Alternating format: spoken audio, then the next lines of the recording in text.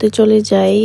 আর সেখানে গিয়ে হয়েছে বিফ পাই, আর আমি নিয়ে হচ্ছে বের হয়ে আর কিটিয়ার এখানে হচ্ছে অনেক ভালো চা পাওয়া যায়, রং চা। এই রং চাটা অনেক মজা, যদিও আজকে অনেক গরম ছিল, প্রচন্ড গরম ছিল, কিন্তু এইখানে যে গাছটা অনেক সুন্দর আর এখানে অনেক বাতাস হচ্ছিল, তেমন একটা গরম লাগেনি, কিন্তু চাটা অনেক ভালো ছিল। এরকম সুন্দর সুন্দর গাছের নিচে ভিডিও পিকচার অনেক সুন্দর হয়, তো আমি এটাই করছিলাম, ভিডিও নিচ্ছিলাম, পিকচার নিচ্ছিলাম।